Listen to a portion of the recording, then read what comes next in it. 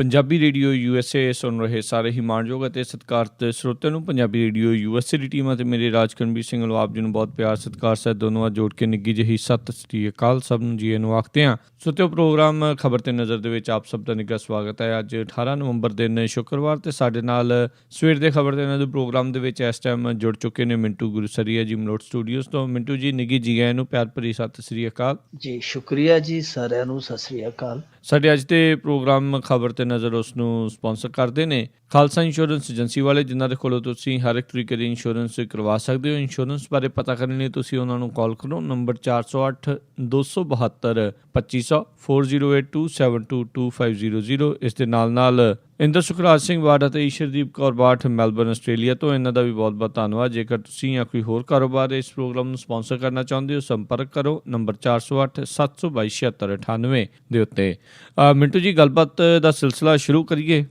ਕਾਲੇ ਧਨ ਦੇ ਉੱਤੇ ਮੋਦੀ ਦਾ ਕਹਿੰਦੇ ਜੀ ਦੂਜਾ ਸਰਜੀਕਲ ਸਟ੍ਰਾਈਕ, ਹਾਈਵੇ ਨੇੜਲੀਆਂ ਜ਼ਮੀਨਾਂ ਦੀ ਜਾਂਚ ਸ਼ੁਰੂ। ਸਿਆਣੇ ਕਹਿੰਦੇ ਆ ਕਿ ਪਿਛਲਾ ਨਵੇੜੀਏ ਅਗਲਾ ਸੇੜੀਏ, ਪਰ ਇਹਨਾਂ ਨੇ ਪਿਛਲਾ ਪੀਣ ਹੈ ਜਿਹੜਾ ਉਹ ਖਿਲਰਿਆ ਦਾ ਖਿਲਰਿਆ ਹੀ ਰਹਿਣ ਦਿੱਤਾ ਤੇ ਅਗਲਾ ਨਵਾਂ ਪਾਲਿਆ। ਪਿਛਲਾ ਇਸ ਕਰਕੇ ਖਿਲਰਿਆ, ਹਾਲੇ ਸਥਿਤੀਆਂ ਜਿਹੜੀਆਂ ਉਹ ਆਮ ਵਰਗੀਆਂ ਨਹੀਂ ਹੋਈਆਂ। ਜਿਹੜਾ ਇਹਨਾਂ ਨੇ ਪਹਿਲਾ ਕਾਲੇ ਧਨ ਦਾ ਸਰਜੀਕਲ ਸਟ੍ਰਾਈਕ ਕੀਤਾ, ਸਟ੍ਰਾਈਕ ਨੰਬਰ 1, ਉਹ ਹਾਲੇ ਵਿੱਚ ਬਚਾ ਲਈ ਹੈ। ਲੋਕਾਂ ਦੀਆਂ ਮੁਸ਼ਕਿਲਾਂ ਉਤਰਾ ਹੀ ਹਾਲੇ ਅੱਧ ਬਚਾ ਲਈ ਹੈ।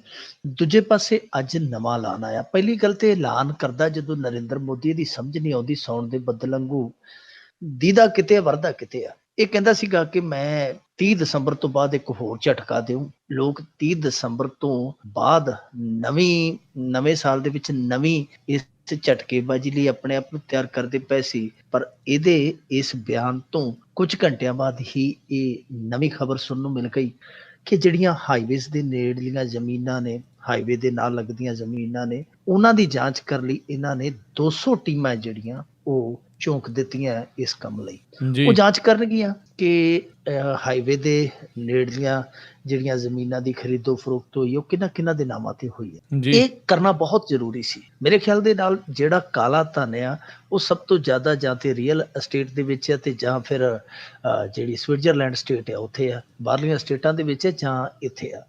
ਖੈਰ, ਇੱਥੇ ਦਾ ਜਿਹੜਾ ਕਾਲਾ ਧਨ ਇਨਵੈਸਟ ਹੋਇਆ ਇਸ ਤਰੀਕੇ ਨਾਲ ਜਾਇਦਾਦਾਂ ਦੇ ਵਿੱਚ, ਹੀਰੇ ਜਵਾਹਰਾਤਾਂ ਦੇ ਵਿੱਚ, ਇਹ ਕੱਢਣਾ ਬਹੁਤ ਜ਼ਰੂਰੀ ਹੈ ਜੇ ਤੁਸੀਂ ਕਾਲੇ ਧਨ ਦੇ ਖਿਲਾਫ ਲੜਾਈ ਲੜਨੀ ਹੈ। ਲੜਾਈ ਦਾ ਵੀ ਨਰਿੰਦਰ ਮੋਦੀ ਦਾ ਹੁਣ ਜਿਹੜਾ ਲੜਨ ਦਾ ਅੰਦਾਜ਼ ਆ ਲੋਕਾਂ ਨੂੰ ਪਹਿਲਾਂ ਪਸੰਦ ਆਇਆ, ਪਰ ਹੁਣ ਥੋੜਾ ਜਿਹਾ ਇਹਦੇ ਤੇ ਵੀ ਕਿੰਤੂ ਕਰਨ ਲੱਗ ਪਿਆ ਕਿ ਲੜਾਈ ਦੇ ਅੰਦਾਜ਼ ਆ ਜਿਹੜੇ ਨਰਿੰਦਰ ਮੋਦੀ ਤੇ ਉਹ ਸਹੀ ਨਹੀਂ। ਖੈਰ, ਇਸ ਪਾਸੇ ਜਿਵੇਂ ਹੁਣ ਤੁਰੇ ਆ ਤਾਂ ਇਹਨਾਂ ਨੇ ਵੈਸੇ ਇਸ਼ਾਰਾ ਕਰ ਦਿੱਤਾ ਸੀ, ਕਹਿੰਦੇ ਹੁੰਦੇ ਨਾ ਕਿ ਅਗਰ ਇਸ਼ਾਰੋਂ ਕੋ ਤੁਮ ਸਮਝੋ ਤੋ ਰਾਜ ਕੋ ਰਾਜ ਰਹਿਣੇ ਦੋ। ਜਿਨ੍ਹਾਂ ਨੂੰ ਮਤਲਬ ਕਿ ਉਮੀਦ ਸੀਗੀ ਇਸ ਤਰ੍ਹਾਂ ਦਾ ਕੰਮ ਕਰਿਆ ਜਾ ਸਕਦਾ, ਉਹਨਾਂ ਨੇ ਇਸ ਗੱਲ ਤੋਂ ਸੰਕੇਤ ਲਾ ਲਿਆ ਸੀਗਾ ਕਿ ਪਿੱਛੇ ਜੇ 1 ਨਵੰਬਰ ਤੋਂ ਇਹਨਾਂ ਨੇ ਇੱਕ ਕਾਨੂੰਨ ਨਵਾਂ ਲਾਗੂ ਕੀਤਾ ਸੀ, ਉਹਦਾ ਨਾਂ ਸੀ ਬੇਨਾਮੀ ਟ੍ਰਾਂਜੈਕਸ਼ਨ ਐਕਟ 2016। ਜੀ। ਇਹਦੇ ਵਿੱਚ ਇਹਨਾਂ ਨੇ ਬੜੀ ਸਖਤ ਸਜ਼ਾ ਰੱਖੀ ਹੈ, 7 ਸਾਲ ਤੱਕ ਦੀ ਸਜ਼ਾ ਰੱਖੀ ਹੈ। ਤੇ ਜਿਹੜੀ ਪ੍ਰੋਪਰਟੀ ਇਸ ਤਰ੍ਹਾਂ ਦੀ ਬੇਨਾਮੀ ਜਾਇਦਾਦ ਨੂੰ ਕਹਿ ਦਿੰਦੇ ਆਪਾਂ ਪੰਜਾਬੀ ਦੇ ਵਿੱਚ, ਬੇਨਾਮੀ ਜਾਇਦਾਦ ਹੈ ਜਿਹੜੀ ਉਹ ਜ਼ਬਤ ਕੀਤੀ ਜਾ ਸਕਦੀ, ਯਾਨੀ ਨਾਲੇ ਤੇ ਸਾਰੀ ਦੀ ਸਾਰੀ ਜਿਹੜੀ ਸੰਪੱਤੀ ਹੈ, ਜਾਇਦਾਦ ਹੈ, ਉਹ ਜ਼ਬਤ ਕੀਤੀ ਜਾ ਸਕਦੀ, ਔਰ ਦੂਜਾ ਨਾਲ 7 ਸਾਲ ਦਾ ਜੇਲ੍ਹ ਦਾ ਵੀਜ਼ਾ ਵੀ ਲੱਗ ਸਕਦਾ। ਇਹ ਏਡਾ ਸਖਤ ਇਹਨਾਂ ਨੇ ਐਕਟ ਬਣਾਇਆ ਸੀ। ਸੰਕੇਤ ਉਦੋਂ ਮਿਲ ਗਏ ਸਨ ਕਿ ਇਹ ਬੇਨਾਮੀ ਜਾਇਦਾਦਾਂ ਦੇ ਥੱਲੇ ਜੋ ਧੰਦੇ ਹੁੰਦੇ ਆ, ਗੋਰਖ ਧੰਦੇ ਹੁੰਦੇ ਆ, ਉਹਨਾਂ ਨੂੰ ਇਹ ਪਵੇਗਾ ਜ਼ਰੂਰ। ਬੇਸ਼ੱਕ ਭਾਵੇਂਗਾ ਨਰਮੀ ਵਰਤ ਲੈ, ਇੱਕ ਵਾਰੀ ਇਹਨਾਂ ਨੂੰ ਟੁੱਟ ਕੇ ਪਏਗਾ ਜ਼ਰੂਰ। ਸੋ ਟੁੱਟ ਕੇ ਪੈ ਗਿਆ ਇਹਨਾਂ ਨੂੰ ਵੀ। ਹੁਣ ਇਹਦੇ ਵਿੱਚ ਇਹ ਆ ਰਾਜਕਰਨਵੀਰ ਸਿੰਘ ਜੀ ਕਿ ਦੇਖੋ, ਸਾਡੇ ਇੱਥੇ ਹੁਸ਼ਿਆਰਪੁਰ ਦੇ ਲਾਗੇ ਆਪਾਂ ਖਬਰਾਂ ਕਰਦੇ ਰਹੇ, ਉਹਦੇ ਬਾਰੇ ਬਹੁਤ ਸਾਰੀਆਂ ਖਬਰਾਂ ਆਪਾਂ ਕੀਤੀਆਂ ਨੇ। ਹੁਸ਼ਿਆਰਪੁਰ ਦੇ ਲਾਗੇ ਜਿਹੜਾ ਹੋਇਆ ਸੀ ਇਸੇ ਤਰ੍ਹਾਂ ਦਾ ਘੁਟਾਲਾ, ਉਹਨਾਂ ਨੇ 4 ਕੁ ਇੱਟਾਂ ਲਾ ਕੇ 2-2 ਫੁੱਟ ਨੀਂਹ ਖੜੀ ਕਰਕੇ ਕਲੋਨੀ ਦਿਖਾ ਕੇ ਹਾਈਵੇ ਅਥਾਰਟੀ ਨੂੰ, ਤੇ ਉਹ ਬਹੁਤ ਮੋਟਾ ਮੁਆਵਜ਼ਾ ਖਾ ਗਏ ਸਨ। ਇਹਨਾਂ ਦੇ ਆਪਣੇ ਸੱਤਾਧਾਰੀਆਂ ਦੇ ਆਪਣੇ ਉਹ ਲੋਕ ਸਨ। ਉਹ ਹਾਲੇ ਇਨਵੈਸਟੀਗੇਸ਼ਨ ਆ, ਵਿਜੀਲੈਂਸ ਦੇ ਉਹ ਜੇਰੇ ਤਫਤੀਸ਼ ਆ। ਇਸ ਤਰ੍ਹਾਂ ਸਾਰੇ ਭਾਰਤ ਦੇ ਜਿਹੜੇ ਵੱਡੇ ਹਾਈਵੇ ਆ ਉਹਨਾਂ ਦੇ ਆਲੇ ਦੁਆਲੇ ਖੇਡਾਂ ਖੇਡੀਆਂ ਜਾਂਦੀਆਂ। ਗਰੀਬ ਕਿਸਾਨ, ਜਿਹੜੇ ਮਜਬੂਰ ਕਿਸਾਨ ਆ ਜਾਂ ਅਨਪੜ੍ਹ ਘੱਟ ਪੜ੍ਹੇ ਲਿਖੇ ਕਿਸਾਨ, ਉਹਨਾਂ ਨੂੰ ਭਰਮਾ ਕੇ ਵਰਚਾ ਕੇ ਪਹੁੰਚਾ ਕੇ ਉਹਨਾਂ ਤੋਂ ਜ਼ਮੀਨ ਸਸਤੇ ਰੇਟਾਂ ਤੇ ਲੈ ਕੇ ਗਾਂਢਾ ਸਾਂਢਾ ਕਰਕੇ ਫਿਰ ਉਹ ਜ਼ਮੀਨ ਦੇ ਭਾਅ ਆ ਜਿਹੜੇ ਮੋਟੇ ਵੱਟੇ ਜਾਂਦੇ ਆ। ਇਹ ਬਹੁਤ ਵੱਡੇ ਪੱਧਰ ਤੇ ਧਾਂਦਲੇਬਾਜ਼ੀ ਆ। ਜੇ ਇਸ ਨੂੰ ਫਾਸ਼ ਕਰ ਲੈਂਦੇ, ਸਾਰੇ ਪਰਦੇ ਨੂੰ ਇਸ ਨੂੰ ਪਾੜ ਦਿੰਦੇ ਆ, ਸਾਰੀ ਜਿੰਨੀ ਸੰਪੱਤੀ ਬੇਨਾਮੀ ਪਈ ਆ ਇਸ ਢੰਗ ਨਾਲ ਖਰੀਦੋ ਫਰੋਖਤ ਹੋਈ ਆ, ਕਿਸੇ ਦੇ ਸੀਰੀ ਦੇ ਨਾਂ ਆ, ਕਿਸੇ ਦੇ ਗਾਂ ਕਜ਼ਨ ਦੇ ਨਾਂ ਆ, ਕਿਸੇ ਦੇ ਗਾਂ ਰਸੋਈਏ ਦੇ ਨਾਂ ਆ, ਤਾਂ ਫਿਰ ਮੇਰੇ ਖਿਆਲ ਦੇ ਨਾਲ ਬਹੁਤ ਵਧੀਆ ਕੰਮ ਕਿਹਾ ਜਾ ਸਕਦਾ। ਜੇ ਇਸ ਤਰ੍ਹਾਂ ਇੱਕ ਇੱਧਰੋਂ ਖਲਾਰਾ ਪਾ ਲਿਆ, ਉੱਧਰੋਂ ਸਮੇਟ ਲਿਆ, ਇੱਧਰੋਂ ਕਰ ਲਿਆ, ਫਿਰ ਗੱਲ ਨਹੀਂ ਬਣਨੀ। ਇਹ ਜ਼ਰੂਰਤ ਹੈ ਕਿ ਇੱਛਾ ਸ਼ਕਤੀ ਨਾਲ ਇੱਕ ਵਾਰੀ ਲੱਗ ਕੇ ਇਸ ਸਾਰੀ ਖੇਡ ਨੂੰ ਉਜਾਗਰ ਕੀਤਾ ਜਾਵੇ। ਦੂਜੀ ਗੱਲ ਆ ਕਿ ਰੀਅਲ ਅਸਟੇਟ ਦੇ ਵਿੱਚ ਵੀ ਕਈ ਤਰ੍ਹਾਂ ਦਾ ਧੰਦਾ ਹੈ। ਹੁਣ ਅੱਜ ਹੀ ਖਬਰ ਆ ਗਈ ਕਿ ਲੁਟੀਅਨਸ, ਜਿੱਥੇ ਕਿ ਦਿੱਲੀ ਦਾ ਆਪਾਂ ਕਹਿ ਸਕਦੇ ਹਾਂ ਕਿ ਸ਼ਾਹੀ ਇਲਾਕਾ ਹੈ, ਜਿੱਥੇ ਸਭ ਤੋਂ ਅਮੀਰ ਤੇ ਸਭ ਤੋਂ ਵੱਡੇ ਲੋਕ ਰਹਿੰਦੇ ਆ, ਲੁਟੀਅਨਸ ਏਰੀਆ ਜਿਹੜਾ, ਉਹਦੇ ਵਿੱਚ ਵੀ ਅੱਜ ਇੱਕ ਇਹੋ ਜਿਹਾ ਬੰਗਲਾ ਸਾਹਮਣੇ ਆਇਆ ਜਿਹੜਾ ਇੱਕ ਬਹੁਤ ਵੱਡੇ ਅਮੀਰ ਦੇ ਲੇਖਾਕਾਰ ਦੇ ਨਾਂ ਤੇ ਆ, ਜਿਹੜਾ ਉਹਦਾ ਹਿਸਾਬ ਕਿਤਾਬ ਰੱਖਦਾ ਮਨੀਮ, ਉਹਦੇ ਨਾਮ ਤੇ ਇੱਕ ਬੰਗਲਾ ਨਿਕਲ ਹੀ ਆਇਆ ਜੋ ਇੱਕ ਬੰਗਲੇ ਦਾ ਹੀ ਲਾ ਲਈਏ ਹੇਰ ਫੇਰ ਉਹ ਕਰੋੜਾਂ ਦਾ। ਸੋ ਇਸ ਤਰ੍ਹਾਂ ਦੀ ਹੋਰ ਵੀ ਜਾਇਦਾਦ ਹੈ ਨਾ ਜਿਹੜੀ ਹਾਈਵੇ ਤੋਂ ਹਟਵੀਂ ਹੈ। ਇਕੱਲੇ ਹਾਈਵੇ ਦੇ ਨੇੜੇ ਗੱਲ ਨਹੀਂ ਬਣਨੀ, ਸਾਰੇ ਮੁਲਕ ਦੇ ਵਿੱਚ ਇਸ ਤਰ੍ਹਾਂ ਦੀਆਂ ਸੰਪਤੀਆਂ ਨੇ।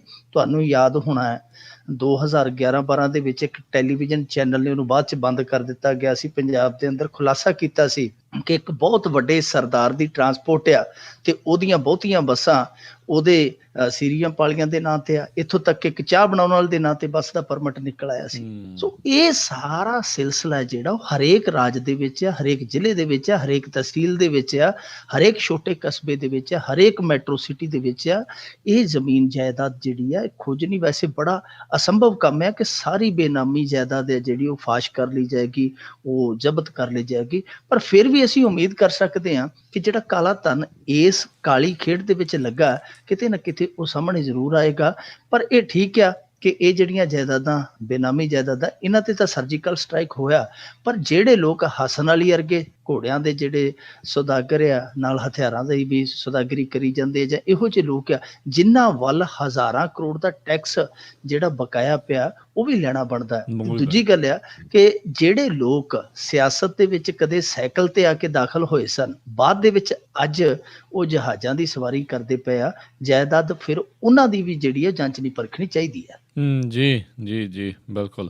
ਅਤੇ ਅੱਗੇ ਆਪਾਂ ਵਧੀਆ ਮਿੰਟੂ ਜੀ, ਵੀ ਸੁਪਰੀਮ ਕੋਰਟ ਨੇ ਕਿਹਾ ਆ ਵੀ ਸਥਿਤੀ ਸੰਭਾਲੋ ਨਹੀਂ ਤਾਂ ਦੰਗੇ ਹੋ ਜਾਣਗੇ। ਸੁਪਰੀਮ ਕੋਰਟ ਦੇ ਵਿੱਚ ਕੇਂਦਰ ਸਰਕਾਰ ਗਈ ਸੀ ਕਿ ਭਾਈ ਜਿਹੜੀਆਂ ਪਟੀਸ਼ਨਾਂ ਪੈ ਰਹੀਆਂ ਨੇ ਦਵਾ ਦਵ ਨੋਟਬੰਦੀ ਦੇ ਖਿਲਾਫ, ਇਹਨਾਂ ਤੇ ਤੁਸੀਂ ਸੁਣਵਾਈ ਨਾ ਕਰੋ। ਹੁਣ ਦੇਖੋ, ਕੋਈ ਵੀ ਦੁਨੀਆ ਦਾ ਦੇਸ਼ ਆ, ਉਹਦੀ ਜੁਡੀਸ਼ਰੀ ਨੂੰ ਜਾ ਕੇ ਆਪਾਂ ਕਹਿ ਦਈਏ ਕਿ ਭਾਈ ਤੁਸੀਂ ਇਸ ਤਰ੍ਹਾਂ ਦੀਆਂ ਪਟੀਸ਼ਨਾਂ ਦੀ ਸੁਣਵਾਈ ਨਾ ਕਰੋ ਜਿਹੜੀਆਂ ਕੇਂਦਰ ਸਰਕਾਰ ਦੀਆਂ ਨੀਤੀਆਂ ਦੇ ਖਿਲਾਫ ਹੈ, ਤੇ ਫਿਰ ਜੁਡੀਸ਼ਰੀ ਕਾਹਦੀ ਹੋਈ? ਫਿਰ ਜੁਡੀਸ਼ਰੀ ਦੀ ਅਥਾਰਟੀ ਤੇ ਫਿਰ ਕੇਂਦਰ ਹੀ ਬਣ ਗਿਆ ਨਾ, ਉਹ ਸਰਵਉੱਚ ਤੇ ਉਹ ਬਣ ਗਿਆ। ਸੁਪਰੀਮ ਕੋਰਟ ਨੇ ਇਸੇ ਗੱਲ ਨੂੰ ਮੱਦੇ ਨਜ਼ਰ ਰੱਖਿਆ। ਉਹਨੇ ਆਖਿਆ ਕਿ ਨਹੀਂ, ਦੇਸ਼ ਜਦੋਂ ਮੁਸੀਬਤ ਦੇ ਵਿੱਚ ਆ, ਦੇਸ਼ ਜਦੋਂ ਮੁਸ਼ਕਲ ਦੇ ਵਿੱਚ ਆ, ਜੁਡੀਸ਼ਰੀ ਆਪਣੀਆਂ ਚੌਖਟਾਂ ਬੰਦ ਨਹੀਂ ਕਰ ਸਕਦੀ, ਆਪਣੇ ਦਰਵਾਜ਼ੇ ਬੰਦ ਨਹੀਂ ਕਰ ਸਕਦੇ, ਅਸੀਂ ਸੁਣਵਾਈ ਕਰਾਂਗੇ ਨਾ ਮਾਮਲਿਆਂ ਦੀ। ਇਹਨਾਂ ਨੇ ਕਿਹਾ ਸੀ ਕਿ ਸੁਪਰੀਮ ਕੋਰਟ ਦੇ ਵਿੱਚ 2-3 ਪਟੀਸ਼ਨਾਂ ਨੋਟਬੰਦੀ ਦੇ ਖਿਲਾਫ ਪਈਆਂ, ਇਹੀ ਸੁਣਵਾਈ ਕਰ ਲਈ ਜਾਵੇ। ਬਾਕੀ ਜਿਹੜੀਆਂ ਅਦਾਲਤਾਂ ਨੇ ਦੇਸ਼ ਦੀਆਂ, ਹਾਈ ਕੋਰਟ ਆ ਜਾਂ ਜਿਹੜੇ ਹੋਰ ਲੋਅਰ ਕੋਰਟ ਆ, ਉਹਨਾਂ ਦੇ ਵਿੱਚ ਸੁਣਵਾਈਆਂ ਜਿਹੜੀਆਂ ਬੰਦ ਕੀਤੀਆਂ ਜਾਣ। ਸੁਪਰੀਮ ਕੋਰਟ ਨੇ ਆਖਿਆ ਨਹੀਂ, ਬਿਲਕੁਲ ਨਹੀਂ, ਅਸੀਂ ਸੁਣਵਾਈ ਕਰਾਂਗੇ। ਸੋ ਅੱਜ ਉਹਨਾਂ ਨੇ ਸੁਣਵਾਈ ਕੀਤੀ ਹੈ।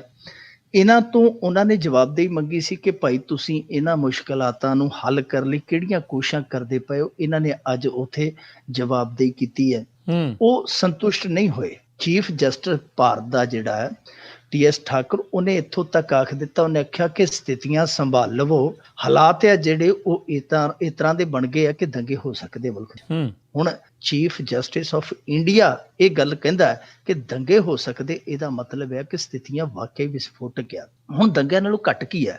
ਅੱਜ ਲੈਣ ਦੇ ਵਿੱਚ ਇੱਕ ਫੌਜੀ ਲੱਗਾ ਹੋਇਆ ਸੀ ਕਤਾਰ ਦੇ ਵਿੱਚ, ਉੱਥੇ ਇੱਕ ਦਰੋਗਾ ਰਿਸ਼ਵਤ ਲੈ ਕੇ ਜਿਹੜੇ ਪਿੱਛੇ ਖੜੇ ਸੀ ਉਹਨਾਂ ਨੂੰ ਅੱਗੇ ਲਾ ਦਿੰਦਾ ਸੀ, ਜਿਹੜਾ ਉਹਦਾ ਕੋਈ ਨੇੜਲਾ ਸੀ ਉਹਨੂੰ ਬਾਂਹ ਫੜ ਕੇ ਅੱਗੇ ਟਪਾ ਦਿੰਦਾ ਸੀ।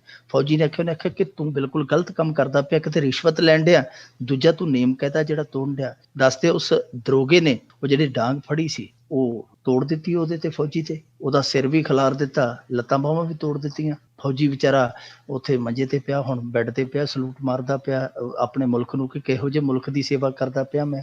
ਦੂਜੇ ਪਾਸੇ ਇਹੋ ਜਿਹੀਆਂ ਘਟਨਾਵਾਂ ਸਾਹਮਣੇ ਆਉਂਦੀਆਂ ਪਈਆਂ ਕਿ ਲੈਣ ਲੱਗੀ ਪਈ ਹੈ ਬੈਂਕ ਦੇ ਅੱਗੇ। ਦਿੱਲੀ ਦਾ ਇੱਕ ਬੈਂਕ ਆ ਤੇ ਉਹ ਬੈਂਕ ਪਿਛਲੀ ਖਿੜਕੀ ਖੋਲ ਦਿੰਦਾ ਹੈ, ਉੱਥੋਂ ਜਿਹੜੇ ਵੱਡੇ ਲੋਕ ਆ ਉਹ ਖਿੜਕੀ ਤਾਂ ਨਹੀਂ ਪੈਸੇ ਫੜ ਕੇ ਤੁਰੇ ਜਾਂਦੇ ਆ। ਲੋਕ ਆ ਜਿਹੜੇ ਆਮ ਲੋਕ ਆ ਉਹ ਦਰਵਾਜ਼ੇ ਦੇ ਅੱਗੇ ਕਤਾਰ 'ਚ ਖੜੇ ਆ, ਚੋਰ ਮੋਰੀ ਰਾਹੀਂ ਪਿੱਛੋਂ ਦੱਥੀਆਂ ਫੜ ਫੜ ਕੇ ਲੋਕੀ ਤੁਰੇ ਜਾਂਦੇ ਆ। ਸੋ ਇਹ ਇਸ ਤਰ੍ਹਾਂ ਦੇ ਹਾਲਾਤ ਬਣੇ ਪਏ ਆ ਕਿ ਜਿਹੜੇ ਕੈਂਸਰ ਦੇ ਮਰੀਜ਼ ਆ ਉਹ ਕਲਪਦੇ ਪਏ ਆ, ਏਡਸ ਦੇ ਮਰੀਜ਼ ਆ ਜਿਹੜੇ ਉਹ ਕਤਾਰਾਂ 'ਚ ਲੱਗੇ ਆ, ਬਜ਼ੁਰਗ ਆ ਜਿਹੜੇ 70-70 ਸਾਲ ਦੇ ਲਾਚਾਰ ਆ ਉਹ ਲਾਈਨਾਂ 'ਚ ਲੱਗੇ ਆ।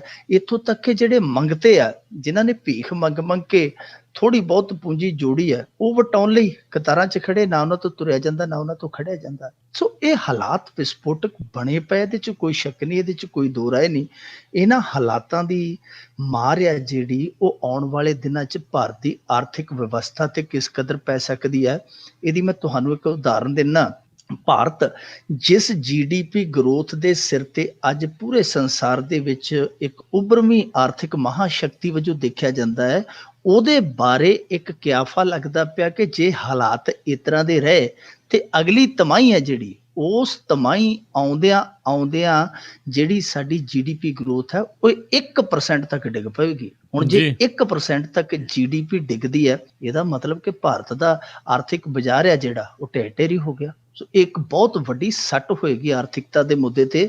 ਨਰਿੰਦਰ ਮੋਦੀ ਦੇਖੋ ਇਸ ਚੀਜ਼ ਨੂੰ ਆਪਾਂ ਕਹਿ ਸਕਦੇ ਹਾਂ ਕਿ ਰੋਲ ਬੈਕ ਨਹੀਂ ਕਰ ਸਕਦੇ, ਜੇ ਕਰਦੇ ਤੇ ਪੱਲੇ ਉਹਨਾਂ ਤੇ ਕੱਖ ਨਹੀਂ ਰਹਿਣਾ। ਹਾਲੇ ਇਹਨਾਂ ਨੇ ਹੋਰ ਬਹੁਤ ਵੱਡੇ ਵੱਡੇ ਕਦਮ ਚੁੱਕਣੇ ਆ, ਅਸੀਂ ਜੋ ਵੇਖਦੇ ਪਏ ਹਾਂ ਇਹ ਤੇ ਕੁਛ ਵੀ ਨਹੀਂ, ਇਹ ਤੇ ਹਾਲੇ ਕੁਛ ਵੀ ਨਹੀਂ। ਨਰਿੰਦਰ ਮੋਦੀ, ਹਾਂ ਤੁਸੀਂ ਰਾਜ ਸਭਾ ਦੇ ਵਿੱਚ ਵੇਖ ਲਓ, ਇਹਨਾਂ ਦੀ ਮੈਜੋਰਟੀ ਆ ਲੈਂਦੇ ਹੋ, ਇਹਨਾਂ ਨੇ ਬਹੁਤ ਸਾਰੇ ਇਹੋ ਜਿਹੇ ਤੁਹਾਨੂੰ ਦੰਗ ਕਰਨ ਵਾਲੇ ਫੈਸਲੇ ਲੈਣੇ, ਉਹਦੇ ਲਈ ਤਿਆਰ ਰਹਿਣਾ ਚਾਹੀਦਾ ਹੈ। ਪਰ ਆਪਾਂ ਇਹ ਮੰਨ ਹੀ ਨਹੀਂ ਸਕਦੇ ਕਿ ਰੋਲ ਬੈਕ ਕਰਨਗੇ। ਠੀਕ ਹੈ, ਰੋਲ ਬੈਕ ਨਾ ਕਰਨ, ਪਰ ਜਿਸ ਤਰੀਕੇ ਦੇ ਨਾਲ ਰਫਤਾਰ ਇਹਨਾਂ ਦੀ ਸੁਸਤ ਹੈ ਸੁਧਾਰਾਂ ਦੀ, ਉਹਨੂੰ ਘੱਟੋ ਘੱਟ ਦਰੁਸਤ ਤੇ ਕਰਨ। ਅੱਜ ਅਰੁਣ ਜੇਤਲੀ ਨੇ ਗੱਲ ਕਹੀ ਹੈ ਕਿ ਭਾਈ ਜਿਹੜੇ ਲੋਕ ਕਿਸੇ ਦਾ ਕਾਲਾ ਧਨ ਆਪਣੇ ਖਾਤਿਆਂ 'ਚ ਪਾਉਂਦੇ ਹੋ, ਤਿਆਰ ਰਹਿਣ ਕਾਰਵਾਈ ਲਈ।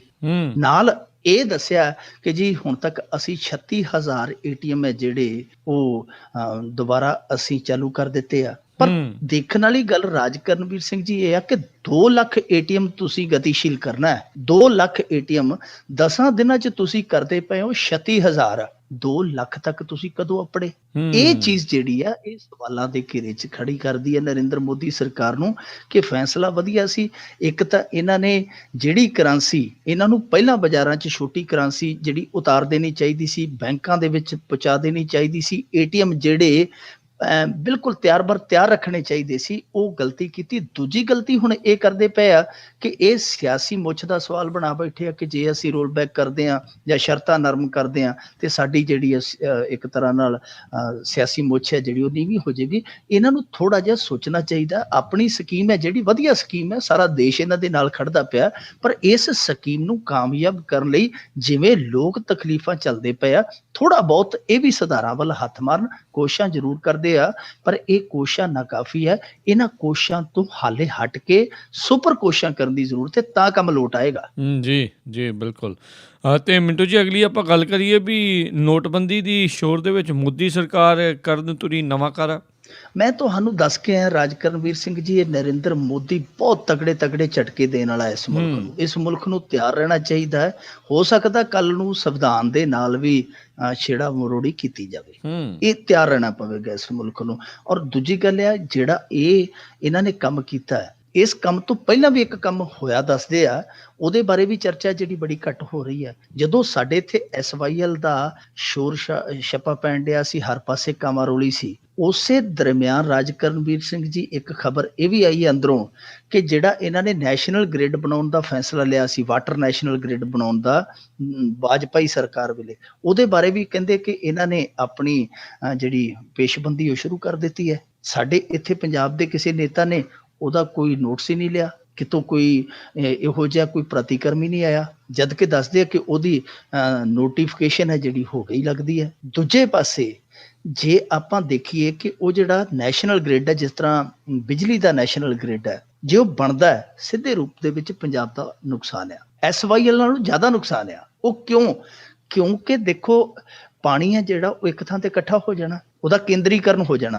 ਕੇਂਦਰੀਕਰਨ ਦਾ ਮਤਲਬ ਹੈ ਕਿ ਸੈਂਟਰ ਦਾ ਗ੍ਰਿਡ ਬਣ ਜਾਣਾ, ਪੂਲ ਬਣ ਜਾਣਾ, ਉਹਦੇ 'ਚ ਜਿਹੜਾ ਪਾਣੀ ਵੱਧ ਆ ਉੱਥੇ ਚਲੇ ਜਾਣਾ, ਜਿਹਦੇ ਕੋਲ ਘੱਟ ਆ ਉੱਥੇ ਉਹ ਪਹੁੰਚ ਜਾਣਾ, ਪੈਸਾ ਜਿਹੜਾ ਉਹ ਕੇਂਦਰ ਨੇ ਵਸੂਲ ਕਰ ਲੈਣਾ। ਹੁਣ ਪੰਜਾਬ ਦੇ ਪਾਣੀਆਂ ਤੇ ਪਹਿਲਾਂ ਹੀ ਆਖਿਆ, ਪੰਜਾਬ ਦਾ ਪਾਣੀ ਤੇ ਪਹਿਲੀਆਂ 'ਚ ਉੱਥੇ ਜਾਏਗਾ। ਹੁਣ ਸਮੱਸਿਆ ਇਹ ਹੈ ਕਿ ਪੰਜਾਬ ਦਾ ਪਾਣੀ ਤੇ ਉੱਥੇ ਫਟਾਕ ਦੇ ਨਹੀਂ ਜਾਏਗਾ, ਕਿਉਂਕਿ ਪੰਜਾਬ ਉੱਤੇ ਆ, ਦੂਜੇ ਰਾਜ ਹਰਿਆਣਾ, ਦਿੱਲੀ, ਮੱਧ ਪ੍ਰਦੇਸ਼, ਯੂਪੀ ਉਹ ਥੱਲੜੇ ਪਾਸੇ ਆ। ਇੱਥੋਂ ਦਾ ਪਾਣੀ ਆਰਾਮ ਨਾਲ ਉੱਥੇ ਚਲੇ ਗਿਆ। ਮੰਨ ਲਓ ਕੱਲ ਨੂੰ ਪੰਜਾਬ ਦੇ ਵਿੱਚ ਸੋਕਾ ਪੈ ਜਾਂਦਾ ਹੈ, ਪੰਜਾਬ ਨੂੰ ਉਸੇ ਗ੍ਰਿਡ ਦੇ ਵਿੱਚੋਂ ਪਾਣੀ ਵਰਤਣ ਦੀ ਲੋੜ ਮਹਿਸੂਸ ਹੁੰਦੀ ਹੈ, ਤਾਂ ਕੀ ਥੱਲਿਓਂ ਉੱਤੇ ਨੂੰ ਪਾਣੀ ਚੜਾਇਆ ਜਾ ਸਕਦਾ? ਸੋ ਫਿਰ ਕਾਹਦਾ ਉਹ ਗ੍ਰਿਡ, ਕਾਹਦਾ ਉਹਦਾ ਕੇਂਦਰੀਕਰਨ? ਕੋਈ ਵਿਰੋਧ ਨਹੀਂ, ਕੋਈ ਕਿਸੇ ਨੇ ਨੋਟਿਸ ਨਹੀਂ ਲਿਆ ਇੱਥੇ। ਪਰ ਦੂਜਾ ਜਿਹੜਾ ਮਸਲਾ ਤੁਸੀਂ ਆ ਹੁਣ ਉਠਾਇਆ ਕਿ ਇੱਕ ਕਾਰਾ ਨਰਿੰਦਰ ਮੋਦੀ ਸਰਕਾਰ ਹੈ ਜਿਹੜੀ ਉਹ ਅੰਦਰ ਖਾਤੇ ਕਰੀ ਜਾਂਦੀ ਹੈ, ਉਹ ਇਹ ਹੈ ਕਿ ਭਾਰਤ ਦੇ ਵਿੱਚ ਕੁਝ ਦਵਾਈਆਂ ਨੇ ਜਿਨ੍ਹਾਂ ਨੂੰ ਆਪਾਂ ਜੀਵਨ ਰੱਖਿਅਕ ਦਵਾਈਆਂ ਕਹਿੰਦੇ ਆ। ਮੇਰੇ ਖਿਆਲ ਦੇ ਨਾਲ ਉਹਨਾਂ ਦੀ ਗਿਣਤੀ 432 ਦੇ ਕਰੀਬ ਆ। ਇਹਨਾਂ ਦਵਾਈਆਂ ਦੇ ਜਿਹੜੇ ਰੇਟ ਆ ਉਹਨਾਂ ਨੂੰ ਕੰਟਰੋਲ ਕਰਨ ਵਾਲੀ ਇੱਕ ਏਜੰਸੀ ਹੈ, ਉਹਨੂੰ ਕਹਿ ਦਿੰਦੇ ਆ ਨੈਸ਼ਨਲ ਫਾਰਮਾਸਿਊਟੀਕਲ ਪ੍ਰਾਈਸਿੰਗ ਏਜੰਸੀ, ਜਿਹਨੂੰ ਆਪਾਂ ਅੰਗਰੇਜ਼ੀ ਦੇ ਵਿੱਚ ਸ਼ਾਰਟ ਦੇ ਵਿੱਚ ਕਹੀਏ NPPA। ਤਾਂ NPPA ਉਹ ਰੇਟ ਨਿਰਧਾਰਿਤ ਕਰਦੀ ਹੈ ਕਿ ਇਹ ਦਵਾਈਆਂ ਜ਼ਰੂਰੀ ਹੈ ਇਹ ਆਮ ਬੰਦੇ ਦੀ ਪਹੁੰਚ ਦੇ ਵਿੱਚ ਰਹਿਣ, ਪਹੁੰਚ ਤੋਂ ਬਾਹਰ ਨਾ ਹੋ ਜਾਣ। ਤਾਂ ਇੱਕ ਕੰਟਰੋਲ ਹੈ ਉਸ ਏਜੰਸੀ ਦਾ ਰੇਟਾਂ ਦੇ ਉੱਤੇ। ਹੁਣ ਦੱਸਦੇ ਆ ਕਿ ਉਹ ਜਿਹੜਾ ਕੰਟਰੋਲ ਆ ਉਹ ਉਹਨਾਂ ਦਵਾਈਆਂ ਨੂੰ ਮੁਕਤ ਕਰਨ ਜਾ ਰਹੀ ਹੈ ਸਰਕਾਰ। ਇਹਨਾਂ ਨੇ ਫੈਸਲਾ ਕਰ ਲਿਆ ਕਿ ਉਹ ਜਿਹੜੀਆਂ ਦਵਾਈਆਂ ਨੇ ਉਹ ਕੰਟਰੋਲ ਮੁਕਤ ਕਰ ਦਿੱਤਾ ਜਾਏਗਾ, ਉਹਨਾਂ ਨੂੰ ਕੋਈ ਕੰਟਰੋਲ ਨਹੀਂ ਹੋਏਗਾ। ਯਾਨੀ ਦਵਾਈਆਂ ਦੀਆਂ ਜਿਹੜੀਆਂ ਕੰਪਨੀਆਂ ਉਹ ਆਪਣੇ ਹਿਸਾਬ ਦੇ ਨਾਲ ਰੇਟ ਹੈ ਜਿਹੜੇ ਤੈਅ ਕਰ ਸਕਦੀਆਂ, ਨਿਰਧਾਰਿਤ ਕਰ ਸਕਦੀਆਂ। ਇਹਦਾ ਅਰਥ ਕੀ ਹੋਇਆ? ਇਹਦਾ ਮਤਲਬ ਇਹ ਆ ਕਿ ਜਿਹੜੇ ਮਰੀਜ਼ ਆ, ਖਾਸ ਤੌਰ ਤੇ ਜਿਹੜੇ ਵੱਡੇ ਰੋਗਾਂ ਦੇ ਨਾਲ ਪੀੜਤ ਆ, ਉਹਨਾਂ ਨੂੰ ਤੇ ਲੇਲੇ ਬਣਾ ਕੇ ਬਘਿਆੜ ਦੇ ਅੱਗੇ ਸੁੱਟ ਦਿੱਤਾ ਗਿਆ ਕਿ ਆਪਣੀ ਮਨ ਮਰਜ਼ੀ ਦੇ ਨਾਲ ਉਹ ਕੰਪਨੀਆਂ ਰੇਟ ਨਿਰਧਾਰਿਤ ਕਰ ਸਕਦੀਆਂ। ਇਹ ਤੇ ਬਹੁਤ ਧੱਕਾ, ਕਿਉਂਕਿ ਬਹੁਤ ਸਾਰੀਆਂ ਦਵਾਈਆਂ ਨੇ ਜਿਹੜੀਆਂ ਦਵਾਈਆਂ ਦੇ ਸਹਾਰੇ ਇਨਸਾਨ ਜਿੰਦਾ ਹੈ। ਬਹੁਤ ਸਾਰੇ ਰੋਗੀ ਹੈ ਜਿਹੜੇ ਸਿਰਫ ਉਹ ਜੀਵਨ ਰੱਖਿਅਕ ਦਵਾਈਆਂ ਦੇ ਸਹਾਰੇ ਕੁਝ ਸਮਾਂ, ਕੋਈ ਸਾਲ, ਕੋਈ 2 ਸਾਲ, ਕੋਈ 5 ਸਾਲ ਜਿਉਂਦਾ ਹੈ। ਤੇ ਜੇ ਉਹਦੀ ਪਹੁੰਚ ਤੋਂ ਉਹ ਦਵਾਈਆਂ ਬਾਹਰ ਹੋ ਗਈਆਂ, ਇਹਦਾ ਮਤਲਬ ਹੈ ਕਿ ਉਹਦੀ ਮੌਤ ਜਿਹੜੀ ਹੈ ਉਹ ਬਹੁਤ ਛੇਤੀ ਹੋ ਜਾਏਗੀ। ਤੇ ਉਹਦਾ ਜ਼ਿੰਮੇਵਾਰ ਕੌਣ ਹੈ? ਇਹ ਨਹੀਂ ਦੱਸਿਆ ਜਾ ਰਿਹਾ। ਪਰ ਦੂਜੀ ਗੱਲ ਕਿ ਕੰਪਨੀਆਂ ਕਰਦੀਆਂ ਕੀ ਹੈ? ਸਾਡੇ ਇੱਥੇ ਇੱਕ ਗੁਰਪ੍ਰੀਤ ਸਿੰਘ ਜੀ ਚੰਦਬਾਜਾ ਨੇ, ਉਹ ਸਮਾਜ ਸੇਵੀ ਆ, ਉਹਨਾਂ ਨੇ ਪਿੱਛੇ ਜੇ ਖੁਲਾਸਾ ਕੀਤਾ ਸੀ ਕਿ ਫਰੀਦਕੋਟ ਦੇ ਵਿੱਚ ਜਿਹੜਾ ਗੁਰੂ ਗੋਬਿੰਦ ਸਿੰਘ ਮੈਡੀਕਲ ਕਾਲਜ ਦੇ ਵਿੱਚ ਜਿਹੜਾ ਕੈਂਸਰ ਦਾ ਹਸਪਤਾਲ ਆ ਅੰਦਰ, ਉੱਥੇ ਜਿਹੜੇ ਮੈਡੀਕਲ ਵਾਲੇ ਆ ਦਵਾਈਆਂ ਵੇਚਦੇ ਆ, ਉਹ ਜਿਹੜੀ ਕੈਂਸਰ ਦੀ ਦਵਾਈ ਦਿੰਦੇ ਆ ਉਹਨਾਂ ਤੇ ਦਵਾਈਆਂ ਤੇ 20-20 ਹਜ਼ਾਰ ਕਈਆਂ ਤੇ ਪ੍ਰਿੰਟ ਆ, 20-20 ਹਜ਼ਾਰ MRP ਲਿਖੀ ਹੈ। ਜਦ ਕਿ ਜੇ ਲਿਸਟ ਵੇਖੀਏ, ਉਸ ਦਵਾਈ ਦੀ ਸੂਚੀ ਵੇਖੀਏ ਪਿੱਛੋਂ, ਤੇ ਉਹਨਾਂ ਦਾ ਰੇਟ ਹੈ ਕਿਸੇ ਦਾ 3200, ਕਿਸੇ ਦਾ 1600। ਉਹਨਾਂ ਨੇ ਅੱਗੇ ਹਜ਼ਾਰਾਂ 'ਚ ਪ੍ਰਿੰਟ ਲਿਖਿਆ ਹੋਇਆ। ਆ ਤੁਹਾਨੂੰ ਇੱਕ ਨਵੀਂ ਹੋਰ ਗੱਲ ਦੱਸਦਾ, GST ਇੱਥੇ ਲਾਗੂ ਹੋਣ ਜਾ ਰਿਹਾ, ਯਾਨੀ ਇੱਕ ਮੁਲਕ ਇੱਕ ਟੈਕਸ। ਉਹ GST ਦੇ ਲਾਗੂ ਹੋਣ ਤੋਂ ਬਾਅਦ ਤੇ ਨਤੀਜੇ ਪਤਾ ਨਹੀਂ ਕੀ ਨਿਕਲਣੇ ਆ, ਪਰ ਜਿਵੇਂ ਹੀ ਇਹ ਕਵਾਇਦ ਸ਼ੁਰੂ ਹੋਈ, ਆ ਜਿਹੜੀਆਂ ਨਦੀਨ ਨਾਸ਼ਕ ਕੰਪਨੀਆਂ ਨੇ ਜਾਂ ਕੀਟਨਾਸ਼ਕ ਕੰਪਨੀਆਂ ਨੇ, ਇਹਨਾਂ ਨੇ ਆਪਣੇ ਇੱਕ ਜਿਹੜੀ ਪੈਕਿੰਗ ਹੁੰਦੀ ਹੈ 1 ਲੀਟਰ ਦੀ ਜਾਂ ਇੱਕ ਗੱਟੇ ਦੀ ਪੈਕਿੰਗ, ਉਹਨਾਂ ਤੇ ਬਹੁਤ ਸਾਰਾ ਫਰਕ ਪਾ ਦਿੱਤਾ। ਮਸਲਨ ਜਿਹੜੀ ਸੀਸੀ ਤੇ ਅੱਗੇ ਉਹਨਾਂ ਨੇ ਰੇਟ ਲਿਖਿਆ ਸੀ 975 ਰੁਪਏ, GST ਦਾ ਐਲਾਨ ਹੋਇਆ ਉਹੀ ਘਟਾ ਕੇ 675 ਕਰ ਦਿੱਤੀ ਹੈ। ਇਹਦਾ ਮਤਲਬ ਰਾਤੋਂ ਰਾਤ ਤੇ ਉਹਨਾਂ ਨੂੰ ਇੰਨਾ ਫਾਇਦਾ ਨਹੀਂ ਹੋ ਗਿਆ ਕਿ 300 ਰੁਪਇਆ ਪਰ ਲੀਟਰ ਦਾ ਉਹਨਾਂ ਨੇ ਘਟਾਤਾ, ਜਾਂ ਰਾਤੋਂ ਰਾਤ ਇਸ ਮੁਲਕ ਦੇ ਵਿੱਚ ਇੰਨੀਆਂ ਰਾਇਤਾਂ ਨਹੀਂ ਮਿਲ ਗਈਆਂ ਕਿ 1 ਲੀਟਰ ਪਿੱਛੇ ਉਹ 300 ਰੁਪਇਆ ਆਪਣਾ ਮਾਰਜਨ ਛੱਡ ਦੇਣ। ਸੋ ਇਹਦਾ ਮਤਲਬ ਇਹ ਸੀ ਕਿ ਉਹ ਪਹਿਲਾਂ ਵੱਧ ਲੈਂਦੇ ਰਹੇ। ਤਾਂ ਇਹ ਸਭ ਕੁਝ ਹੁਣ ਇਹਨਾਂ ਦਵਾਈ ਨਿਰਮਾਤਾ ਕੰਪਨੀਆਂ ਤੇ ਲਾਗੂ ਹੋ ਜਾਏਗਾ। ਇਹ ਰੱਜ ਕੇ ਲੁੱਟ ਕਰਨਗੇ। ਨਰਿੰਦਰ ਮੋਦੀ ਦਾ ਫੈਸਲਾ ਜਿਹੜਾ ਬਹੁਤ ਗਲਤ ਤੇ ਨਿੰਦਣਯੋਗ ਆ। ਜੀ ਜੀ ਜੀ ਅਗਲੀ ਆਪਾਂ ਗੱਲ ਕਰੀਏ, ਕਾਂਗਰਸ ਵੱਲੋਂ ਪ੍ਰਿਯੰਕਾ ਗਾਂਧੀ ਨੂੰ UP ਦੇ ਮੈਦਾਨ ਵਿੱਚ ਉਤਾਰਨ ਦੀ ਤਿਆਰੀ। ਇਹ ਬੀਬੀ ਲੱਗਦੀ ਹੈ ਨੇਤਾ, ਇਹਦੀ ਦੇਖਿਆ ਨਾ ਜਿਹੜੀ ਰਾਹੁਲ ਗਾਂਧੀ ਤੇ ਲੱਗਦਾ ਹੀ ਨਹੀਂ ਕਿਸੇ ਪਾਸਿਓਂ। ਉਹ ਤੇ ਇਸ ਤਰ੍ਹਾਂ ਲੱਗਦਾ ਜਿਸ ਤਰ੍ਹਾਂ ਸਕੂਲ ਦੇ ਵਿੱਚ ਧੱਕੇ ਨਾਲ ਕਿਸੇ ਸਟੂਡੈਂਟ ਨੂੰ ਵੜਿਆ ਹੋਵੇ ਤੇ ਉਹਨੂੰ ਪਤਾ ਨਹੀਂ ਲੱਗਦਾ ਵੀ ਜਾਣਾ ਕਿੱਧਰ ਆ, ਕਰਨਾ ਕੀ ਆ। ਉਹ ਉਸੇ ਤਰ੍ਹਾਂ ਦਾ ਹੀ ਆ। ਪਰ ਇਹ ਬੀਬੀ ਹੈ ਜਿਹੜੀ ਪ੍ਰਿਯੰਕਾ ਗਾਂਧੀ, ਇਹ ਲੱਗਦੀ, ਇਹਦੀ ਦਿੱਖ ਵੀ ਦਾਦੀ ਵਾਲੀ ਆ। ਲੋਕ ਇਹਨੂੰ ਚਾਹੁੰਦੇ ਵੀ ਆ, ਲੋਕ ਪਸੰਦ ਕਰਦੇ ਆ ਕਿ ਪ੍ਰਿਯੰਕਾ ਗਾਂਧੀ ਜਦੋਂ ਬੋਲਦੀ ਹੈ, ਉਹਦੀ ਬੋਲਣ ਸ਼ੈਲੀ ਔਰ ਉਹਦਾ ਗੱਲ ਕਰਨ ਦਾ ਅੰਦਾਜ਼, ਲੋਕਾਂ ਨਾਲ ਮਿਲਣਾ ਵਰਤਣਾ। ਤੁਹਾਨੂੰ ਯਾਦ ਹੋਣਾ ਰਾਹੁਲ ਗਾਂਧੀ ਐਤਕੀ ਮਸਾਂ ਹੀ ਸੀਟ ਕੱਢਿਆ ਸੀ ਆਪਣੀ, ਤੇ ਉਹਦੇ ਵਿੱਚ ਇਹਦੀ ਭੈਣ ਦਾ ਬਹੁਤ ਯੋਗਦਾਨ ਸੀ। ਇਹਨੇ ਬਹੁਤ ਮਿਹਨਤ ਕੀਤੀ ਉੱਥੇ ਜਾ ਕੇ। ਇਹਨੂੰ ਪਤਾ ਸੀ ਜੇ ਰਾਹੁਲ ਗਾਂਧੀ ਸੀਟ ਵੀ ਹਾਰ ਗਿਆ ਤੇ ਅਸੀਂ ਮੂੰਹ ਦਿਖਾਉਣ ਜੋਗੇ ਨਹੀਂ ਰਹਿਣਾ। UP ਦੇ ਵਿੱਚ ਐਤਕੀ ਫਿਰ ਕਾਂਗਰਸ ਨੂੰ ਪਤਾ ਕਿ ਹਾਲ ਸਾਡਾ ਜਿਹੜਾ ਉਹ ਮਾੜਾ ਹੀ ਆ, ਕਿਉਂਕਿ ਘਰ ਦੇ ਭਾਗ ਡਿਉੜੀਆਂ ਦਿਸ ਪੈਂਦੇ ਹੁੰਦੇ, ਝੋਨੇ ਵਾਲੇ ਪਿੰਡ ਪਰਾਲੀਆਂ ਤੋਂ ਨਜ਼ਰ ਆ ਜਾਂਦੇ ਆ, ਭਾਗ ਦਿਸ ਪੈਂਦੇ ਆ ਸਾਡੇ ਕਿ ਕਿਹੋ ਜਿਹੇ ਆ, ਇਹਨਾਂ ਨੂੰ ਆਪਣੇ ਭਾਗ ਨਜ਼ਰ ਆਉਂਦੇ ਆ। ਹਾਰ ਕੇ ਇਹਨਾਂ ਨੇ ਫਿਰ ਪ੍ਰਿਯੰਕਾ ਗਾਂਧੀ ਤੱਕ ਪਹੁੰਚ ਕੀਤੀ ਹੈ। ਇਹਨਾਂ ਨੇ ਆਖਿਆ ਕਿ ਬੀਬੀ ਜੀ ਤੁਸੀਂ ਪ੍ਰਚਾਰ ਕਰੋ ਤੇ ਡੁੱਬਦੀ ਬੇੜੀ ਪਾਰ ਕਰੋ। ਹੁਣ ਮੇਰੇ ਖਿਆਲ ਦੇ ਨਾਲ ਉਹਨੇ ਹਾਂ ਕਰ ਦਿੱਤੀ ਹੈ। ਹਾਂ ਇਸ ਕਰਕੇ ਕੀਤੀ ਹੈ, ਮੈਨੂੰ ਲੱਗਦਾ ਕਿ ਰਾਜ ਬੱਬਰ ਜਿਹੜਾ ਯੂਪੀ ਦਾ ਇੰਚਾਰਜ ਹੈ, ਉਹ ਇਹਨਾਂ ਦੇ ਬਹੁਤ ਨੇੜੇ ਪਰਿਵਾਰ ਦੇ, ਉਹ ਖਾਸ ਤੌਰ ਤੇ ਆਪ ਮਿਲ ਕੇ ਆਇਆ, ਆਪ ਬੇਨਤੀ ਕਰਕੇ ਆਇਆ ਕਿ ਬੀਬੀ ਜੀ ਤੁਸੀਂ ਮੈਦਾਨ 'ਚ ਉਤਰੋ। ਫਿਰ ਉਹਨੇ ਹੀ ਇਹ ਐਲਾਨ ਕੀਤਾ ਕਿ ਬੀਬੀ ਪ੍ਰਿਯੰਕਾ ਗਾਂਧੀ ਨੇ ਯੈਸ ਕਰ ਦਿੱਤੀ ਹੈ, ਉਹ ਚੋਣ ਪ੍ਰਚਾਰ ਕਰੇਗੀ। ਵਧੀਆ ਗੱਲ ਹੋ ਸਕਦਾ ਕੋਈ 2-4 ਸੀਟਾਂ ਇਹਨਾਂ ਨੂੰ ਆ ਜਾਣ। ਮੈਂ ਤੇ ਉਮੀਦ ਰੱਖਦਾ ਕਿ ਕਿਉਂਕਿ ਅਲਾਇੰਸ ਕਰ ਰਹੇ ਸਨ ਮੁਲਾਇਮ ਯਾਦਵ ਦੇ ਨਾਲ, ਜੇ ਤੇ ਕਰ ਜਾਂਦੇ ਫਿਰ ਸਥਿਤੀ ਹੈ ਜਿਹੜੀ ਸਥਿਤੀ ਦੇ ਨਾਲ ਸਮੀਕਰਨ ਵੀ ਜਿਹੜੇ ਸੀਗੇ ਉਹ ਬਦਲ ਜਾਣੇ ਸੀ। ਪਰ ਪਤਾ ਨਹੀਂ ਕੀ ਮੁਲਾਇਮ ਦੇ ਕੰਨ ਦੇ ਵਿੱਚ ਭਾਰਤੀ ਜਨਤਾ ਪਾਰਟੀ ਵਾਲੇ ਨੇ ਆਖਿਆ, ਉਦੋਂ ਦਾ ਸ਼ੋਰੀ ਹੋ ਗਿਆ, ਚੁੱਪ ਹੀ ਹੋ ਗਿਆ। ਉਹ ਬਹਿ ਗਿਆ ਆਰਾਮ ਦੇ ਨਾਲ, ਜਿਵੇਂ ਬੀਅਰ ਦੇ ਗਲਾਸ ਦੇ ਵਿੱਚੋਂ ਝੱਗ ਬਹਿ ਜਾਂਦੀ ਆ, ਉਹ ਚੁੱਪ ਕਰਕੇ ਬਹਿ ਗਿਆ। ਹੁਣ ਕਾਂਗਰਸ ਇਕੱਲੀ ਰਹਿ ਗਈ। ਕਾਂਗਰਸ ਨੇ ਆਪਣੇ ਦਮ ਤੇ ਲੜਨਾ। ਇਹਨਾਂ ਨੂੰ ਪਤਾ ਸੀਗਾ ਕਿ 2, 4, 5, 7, 10, 20 ਜਿੰਨੀਆਂ ਕੋਈ ਆਉਂਦੀਆਂ ਵੱਧ ਤੋਂ ਵੱਧ ਸੀਟਾਂ ਜੇ ਬੀਬੀ ਪ੍ਰਿਯੰਕਾ ਗਾਂਧੀ ਨੂੰ ਲੈ ਆਉਣੇ ਆ ਤੇ ਉਹਦੇ 'ਚ ਫਰਕ ਜ਼ਰੂਰ ਪਏਗਾ। ਹੁਣ ਪ੍ਰਿਯੰਕਾ ਗਾਂਧੀ ਆਏਗੀ, ਕੁਛ ਨਾ ਕੁਛ ਹੈ ਜਿਹੜਾ ਉਹ ਇਹਨਾਂ ਨੂੰ ਫਰਕ ਜ਼ਰੂਰ ਪਵੇਗਾ।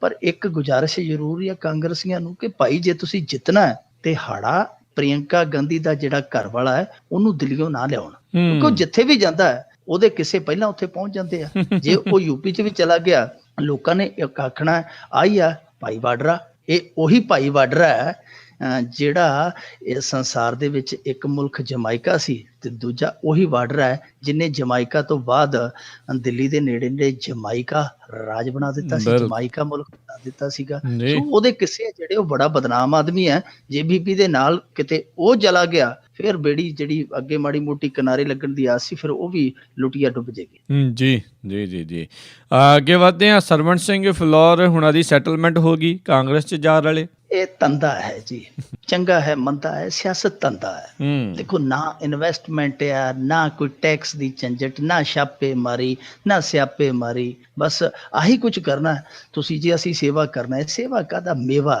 ਕੋਈ ਪੌੜੀ ਜਦੋਂ ਉਹਦੀ ਵਾਰੀ ਨਹੀਂ ਆਉਂਦੀ ਉਹ ਚੁੱਕ ਕੇ ਦੂਜੇ ਰੁੱਖ ਨਾਲ ਪੌੜੀ ਲਾ ਲੈਂਦਾ। ਜੇ ਉੱਥੋਂ ਕੋਈ ਖਿੱਚਦਾ ਉਹ ਉਧਰੋਂ ਪੌੜੀ ਸੂਤ ਕਰਕੇ ਦੂਜੇ ਪਾਸੇ ਉਹ ਲਾ ਲੈਂਦੇ। ਪੌੜੀਆਂ ਵਾਲਾ ਜਗਾੜ ਆ। ਸਰਵਣ ਸਿੰਘ ਫਿਲੌਰ ਭਲਾ ਮਾਨਸ ਬੰਦਾ ਹੈ, ਐਸੀ ਗੱਲ ਨਹੀਂ ਧੱਕਾ ਹੋਇਆ। ਉਹ ਮੇਰੀ ਹਮਦਰਦੀ ਹੈ ਸਰਵਣ ਸਿੰਘ ਫਿਲੌਰ ਦੇ ਨਾਲ, ਪਰ ਮਜਬੂਰ ਵੀ ਆ ਉਹ ਆਪਦੀ ਥਾਂ ਤੇ ਕਿ ਹੁਣ ਵਿਹਲਾ ਬਹਿ ਕੇ ਕੁਛ ਤਾਸ਼ ਤੇ ਖੇਡਣ ਹੋ ਰਿਹਾ। ਖੇਡਣੀ ਤਾਂ ਸਿਆਸਤ ਹੈ। ਜਿਹੜਾ ਬੰਦਾ ਸਿਆਸਤ 'ਚ ਵੜ ਗਿਆ ਉਹ ਘਰੇ ਕਿੱਥੇ ਬਹਿੰਦਾ।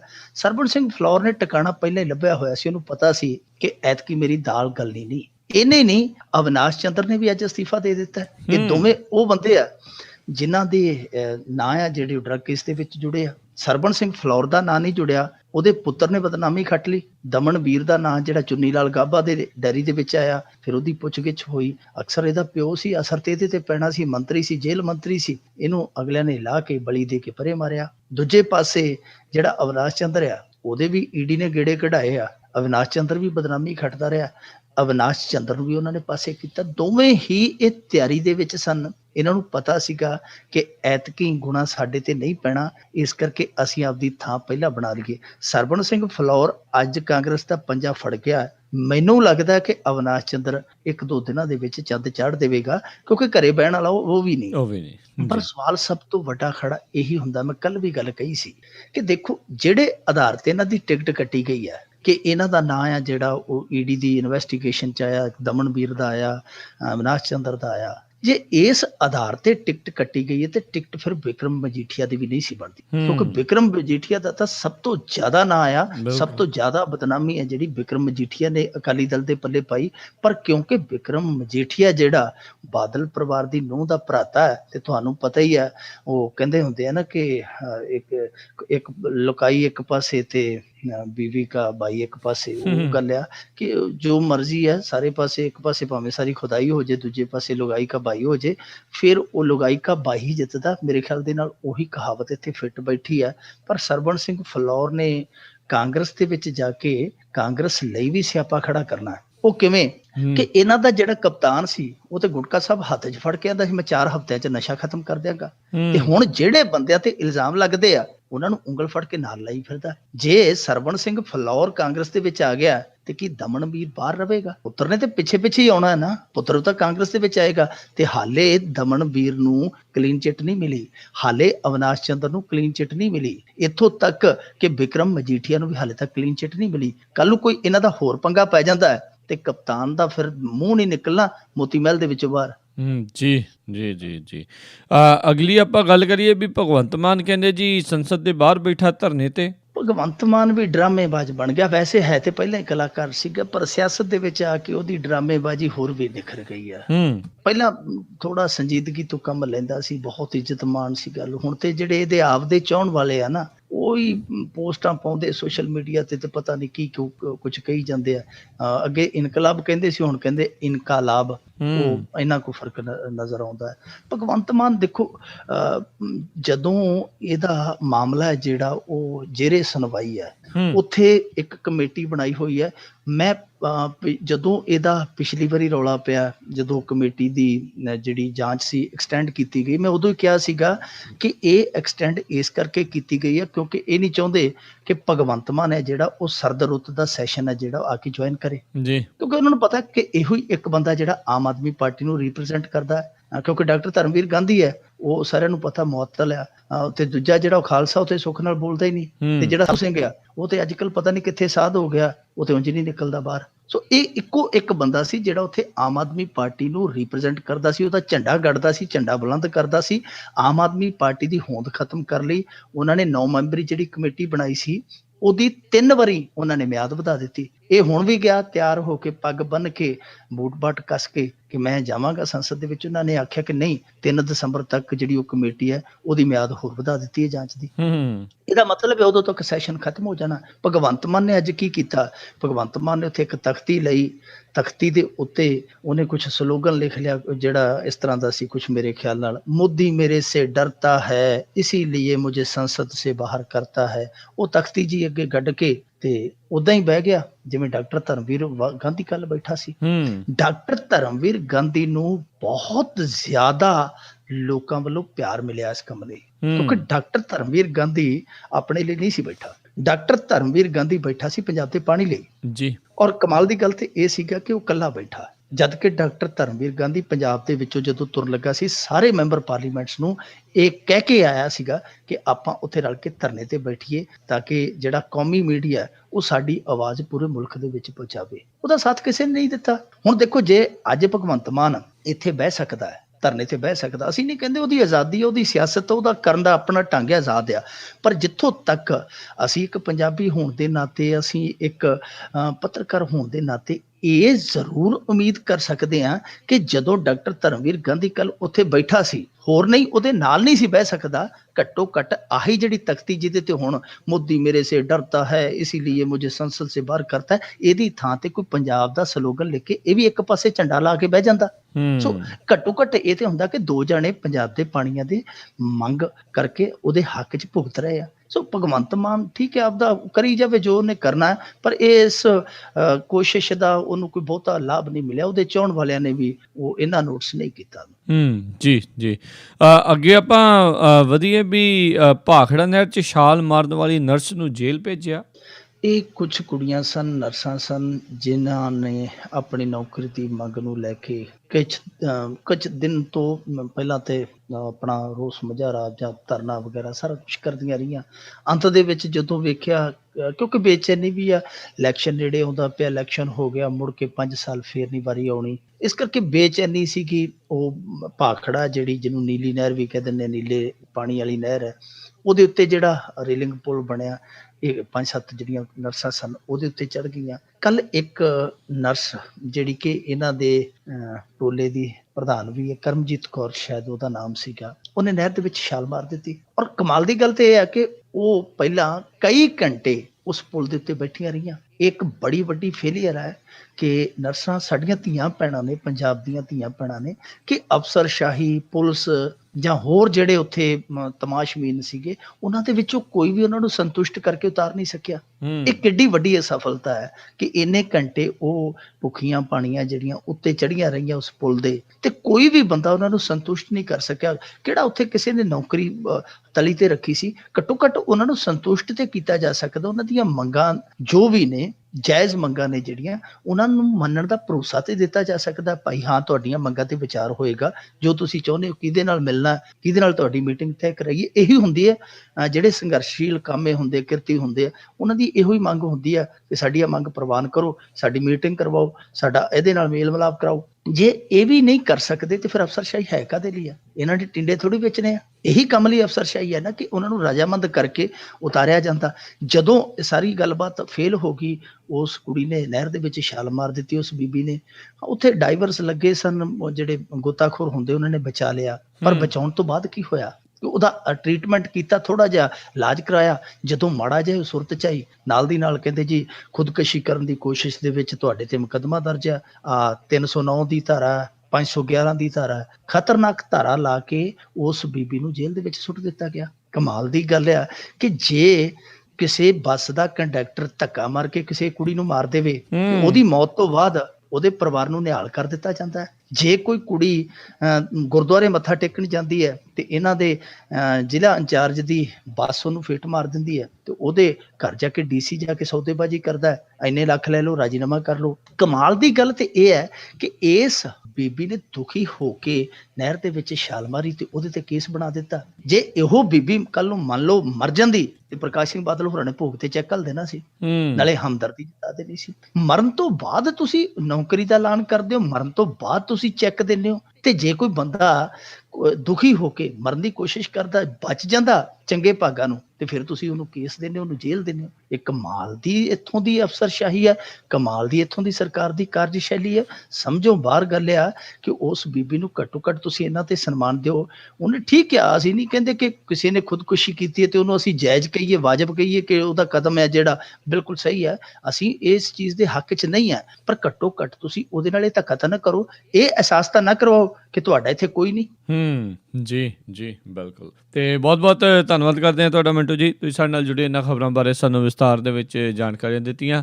ਅਗਲੇ ਬੁਲੇਟਿਨ ਤੱਕ ਲਈ ਤੁਹਾਡਾ ਬਹੁਤ ਬਹੁਤ ਧੰਨਵਾਦ, ਮਿਹਰਬਾਨੀ, ਸਤਿ ਸ੍ਰੀ ਅਕਾਲ। ਸਤਿ ਸ੍ਰੀ ਅਕਾਲ ਜੀ। ਤੇ ਸਰੋਤਿਓ, ਇੱਥੇ ਹੀ ਸਾਡਾ ਅੱਜ ਦਾ ਇਹ ਪ੍ਰੋਗਰਾਮ ਖਬਰ ਤੇ ਨਜ਼ਰ ਹੁਣ ਵੀ ਸਮਾਪਤ ਹੈ। ਹੁਣ ਮੈਨੂੰ ਰਾਜਕਰਨਵੀਰ ਸਿੰਘ ਨੂੰ ਵੀ ਇਜਾਜ਼ਤ ਦਿਓ। ਮੇਰੇ ਵੱਲੋਂ ਵੀ ਆਪ ਸਭ ਨੂੰ ਬਹੁਤ ਪਿਆਰ ਸਤਿਕਾਰ ਸਹਿਤ ਦੋਨੋਂ ਜੋੜ ਕੇ ਨਿੱਘੀ ਜਿਹੀ ਸਤਿ ਸ੍ਰੀ ਅਕਾਲ। ਜਿਉਂਦੇ ਵਾਸਤੇ ਰਹੋ, ਹੱਸਦੇ ਖੇਲਦੇ ਰਹੋ ਤੇ ਸੁਣਦੇ ਰਹੋ ਪੰਜਾਬੀ ਰੇਡੀਓ USA।